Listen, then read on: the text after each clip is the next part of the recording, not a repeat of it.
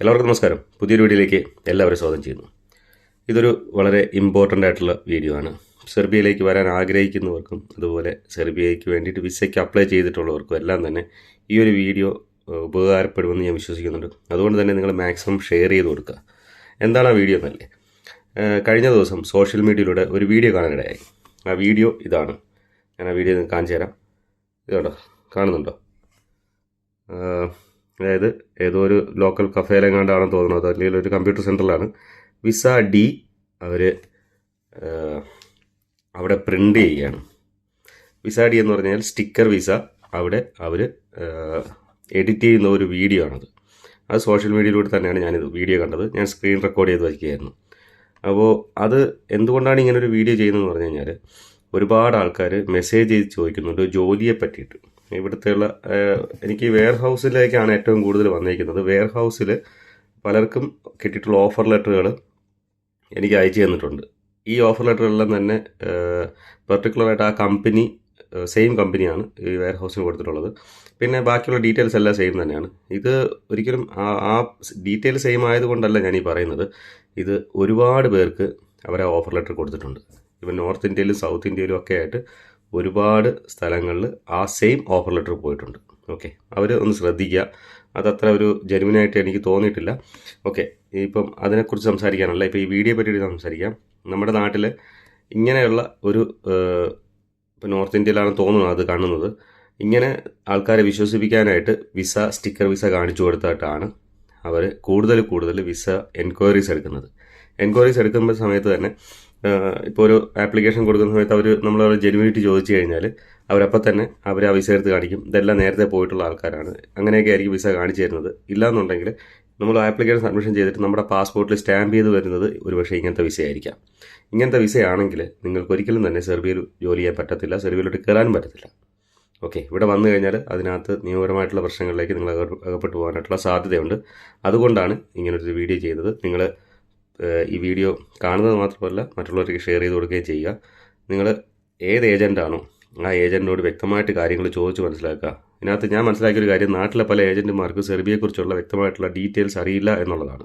ഇപ്പോൾ നോർത്ത് ഇന്ത്യയിലുള്ള ഏതെങ്കിലും മെയിൻ ഒരു ഏജൻറ്റ് പറയുന്നതോ അല്ലാന്നുണ്ടെങ്കിൽ ആരെങ്കിലും പറയുന്നത് കേട്ടിട്ട് വെച്ചിട്ടൊക്കെയാണ് അവർ പലതും നിങ്ങളോട് കൺവേ ചെയ്യുന്നത്. സെർബിയയെ പറ്റിയിട്ട്, സെർബിയയുടെ വിസ ചെയ്യുന്നതിനെക്കുറിച്ച് അവർ പറയുന്ന പല കാര്യങ്ങളും അവ്യക്തമാണ്. കാരണം കഴിഞ്ഞ ദിവസം എന്നെ ഒരാൾ മെസ്സേജ് ചെയ്തിട്ടുണ്ടായിരുന്നു.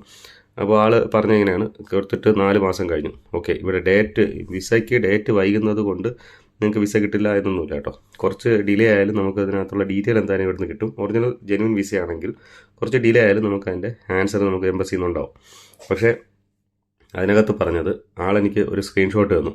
അതിനകത്ത് കാണിച്ചിട്ടുണ്ട് വിസ ആപ്ലിക്കേഷൻ സബ്മിറ്റഡ് കാണിച്ചു.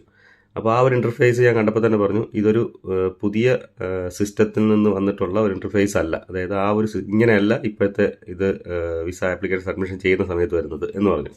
അപ്പോൾ ഏജൻറ്റിനെ വിളിച്ചപ്പോൾ ഏജൻറ്റ് പറഞ്ഞു, ഇത് വിസ ആപ്ലിക്കേഷൻ സബ്മിഷൻ ചെയ്തതല്ല, ഓൾറെഡി നിങ്ങളുടെ വിസ അപ്രൂവലായി. അതിനുശേഷം ഇത് എംബസിയിൽ സബ്മിഷൻ ചെയ്തപ്പോൾ അവിടെ നിന്ന് വന്നിട്ടുള്ള ആ ഒരു ഇൻ്റർഫേസാണ് ഈ കാണുന്നത്. പാസ്പോർട്ട് സബ്മിറ്റ് എന്നാണ് എൻ്റെ അർത്ഥം എന്ന് പറഞ്ഞു.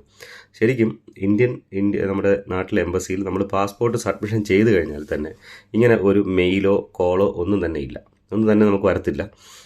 അപ്രൂവൽ ആവുന്ന സമയത്താണ് നമുക്ക് ഫൈനലായിട്ട് മെയിൽ വരുന്നത്. അതിനുശേഷം നമ്മൾ ഒരു ഡേറ്റ്, നമുക്കൊരു പാസ്പോർട്ട് സബ്മിഷൻ ചെയ്യാനുള്ള ഒരു ഡേറ്റിനെ പറ്റിയിട്ട് നമ്മൾ ചോദിക്കുകയാണെങ്കിൽ മാത്രം അവർ നമുക്കൊരു മെയിൽ തിരിച്ചു തരുന്നു. ഏത് ഡേറ്റാണ് നമുക്കൊരു അപ്പോയിൻമെൻ്റ് എന്നുള്ള ഒരു രീതിക്ക് ഒരു മെയിൽ നമുക്ക് തിരിച്ചു തരും.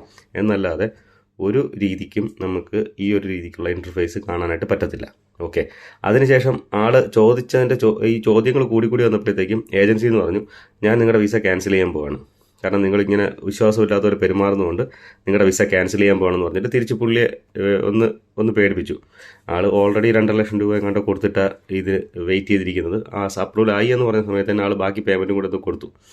എന്നിട്ട് ഫൈനൽ എന്തോ സംഭവിച്ചെന്ന് പറഞ്ഞു കഴിഞ്ഞാൽ, അവരോട് ഓക്കെ എന്തായാലും വിസ ആപ്ലിക്കേഷൻ സബ്മിഷൻ കഴിഞ്ഞു, നിങ്ങൾ വിസ ID തരാൻ പറഞ്ഞു. ID ചോദിച്ചപ്പോഴത്തേനും അവർക്ക് അങ്ങനെ ഒരു സംഭവമില്ല. അങ്ങനെ കുറേ സംസാരം കഴിഞ്ഞു. പിന്നെ പലരും പുള്ളിയെ വിളിച്ചു. എന്നിട്ട് ലാസ്റ്റ് എനിക്കൊരു വോയിസ് ഇട്ടിട്ടുണ്ട്, ഓക്കെ നിങ്ങളുടെ ആപ്ലിക്കേഷന് ചെറിയൊരു എറർ വന്നതുകൊണ്ട് വീണ്ടും ഒന്നുകൂടെ റീസബ്മിഷൻ ചെയ്തു എന്ന് പറഞ്ഞിട്ട്. അപ്പോൾ ഇങ്ങനെയുള്ള ഒരുപാട് കാര്യങ്ങൾ നമ്മുടെ നാട്ടിൽ നടക്കുന്നുണ്ട്. അതുകൊണ്ട് തന്നെ നിങ്ങളെല്ലാവരും ശ്രദ്ധിക്കുക. സെർബിയ എന്ന് പറയുന്ന ഒരു സേഫ് ആയിട്ടുള്ള കൺട്രി തന്നെയാണ്. ഇവിടെ നമുക്ക് വന്നു കഴിഞ്ഞാൽ ജോലി ചെയ്ത് രക്ഷപ്പെടാനായിട്ടുള്ള എല്ലാ സാധ്യതയും ഉണ്ട്. പക്ഷേ ഇതുപോലുള്ള സ്കാമിങ്ങുകളിൽ നിന്നും മാക്സിമം നിങ്ങൾ രക്ഷപ്പെടുക. എന്നോട് പേഴ്സണലി ചോദിക്കുന്നവർക്ക് നമ്മൾ മാക്സിമം സഹായിക്കാൻ ശ്രമിക്കുന്നുണ്ട് കേട്ടോ. പലരും വാട്സപ്പിൽ ഡയറക്റ്റ് കോളാണ് ചെയ്യുന്നത്. ഞാൻ പറഞ്ഞു, കോൾ ചെയ്ത് കഴിഞ്ഞാൽ ഞാൻ ജോലി സമയത്താണെന്നുണ്ടെങ്കിൽ എനിക്ക് ആൻസർ ചെയ്യാൻ പറ്റത്തില്ല. മെസ്സേജ് ആണെന്നുണ്ടെങ്കിൽ തിരിച്ച് എനിക്ക് സമയം കിട്ടുന്ന പോലെ റിപ്ലൈ ചെയ്യും. ഞാനിങ്ങനെ പേഴ്സണലി പറയുന്ന ആരും തന്നെ എനിക്ക് ഇതിലൊന്നും വന്ന് കമൻറ്റ് ചെയ്യണ കണ്ടിട്ടില്ല. പലർക്കും ഞാൻ ഒരുപാട് ഹെൽപ്പ് ചെയ്യാനായിട്ട് ശ്രമിക്കുന്നുണ്ട്, ഒരുപാട് ഹെൽപ്പ് ചെയ്തിട്ടുമുണ്ട്. പക്ഷേ ആരും തന്നെ നമുക്കിങ്ങനെ ഒരു സോഷ്യൽ മീഡിയ പ്ലാറ്റ്ഫോമിൽ വന്നിട്ട് ഓക്കെ ഇങ്ങനത്തെ ഒരു ഹെൽപ്പ് ചെയ്തു എന്നോ അല്ലെങ്കിൽ എന്താണ് അവർക്കുള്ള ചോദ്യം ഒന്നും പറയുന്നില്ല. അത് നിങ്ങൾ പറഞ്ഞിരുന്നെങ്കിൽ, നിങ്ങളൊരു കമൻറ്റായിട്ട് പറഞ്ഞിരുന്നെങ്കിൽ ഒരു പക്ഷേ മറ്റുള്ളവരും കൂടി അത് വായിച്ച് മനസ്സിലാക്കാൻ പറ്റിയേനെ.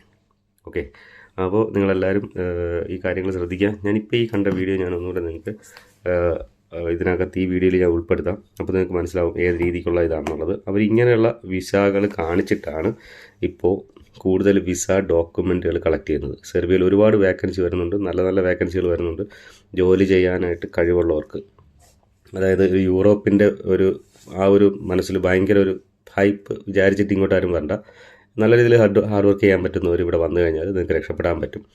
വരുന്ന സമയത്ത് നിങ്ങൾക്ക് ജോലിയായിട്ട് സിങ്ക് ആവാനായിട്ട് ഒന്ന് അറ്റാച്ച് ആവാനായിട്ട് കുറച്ച് സമയം എടുത്താൽ പോലും നമുക്ക് TRC കിട്ടിക്കഴിഞ്ഞിട്ട് മറ്റു ജോലികളിലേക്ക് മാറാനുള്ള സാധ്യതയും ഇവിടെ ഉണ്ട്.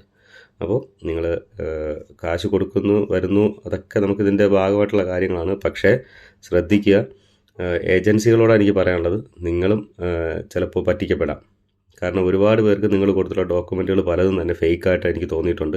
അത് ഫേക്കുമാണ്. കാരണം നിങ്ങൾ ആപ്ലിക്കേഷൻ സബ്മിഷൻ കഴിഞ്ഞതിന് ശേഷം ഒരുപാട് പേർക്ക് റിജക്ഷൻ വന്നിട്ടുണ്ട്. റിജക്ഷൻ വരുന്നത് ഒരു പുതിയ കാര്യമല്ല, കമ്പനിയുടേതായിട്ടുള്ള പ്രശ്നങ്ങൾ കൊണ്ടൊക്കെ റിജക്ഷൻ വരാം. പക്ഷേ ഈ ഫേക്ക് ഡോക്യുമെൻറ്റുകൾ കൊടുത്ത് റിജക്ഷൻ വരികയും വലിയൊരു എമൗണ്ട് ആൾക്കാരിൽ നിന്ന് വാങ്ങിയിട്ട് അതിൻ്റെ പേരിൽ ഒരുപാട് പ്രശ്നങ്ങൾ നടക്കുന്നുണ്ട്. അപ്പോൾ നിങ്ങളൊക്കെ കെയർഫുള്ളായിരിക്കുക. എന്നോട് പേഴ്സണലായിട്ട് മെസ്സേജ് ചോദിച്ചു കഴിഞ്ഞാൽ തീർച്ചയായിട്ടും ഞാൻ അതിനുള്ള ആൻസർ തരാൻ ശ്രമിക്കാം കേട്ടോ. ഇവിടെ നിന്ന് എന്ത് ഹെൽപ്പ് വേണമെങ്കിലും എൻ്റെ സൈഡിൽ ഞാൻ ചെയ്തു തരാം. മാക്സിമം നമുക്ക് സേഫായ രീതിയിൽ കാര്യങ്ങൾ ചെയ്യാൻ ശ്രമിക്കുക. ശരി, അപ്പോൾ ഒരു പുതിയൊരു വീഡിയോ ആയിട്ട് നമുക്ക് വീണ്ടും കാണാം. എല്ലാവർക്കും ഒരു ശുഭദിനം നേരുന്നു. ബൈ.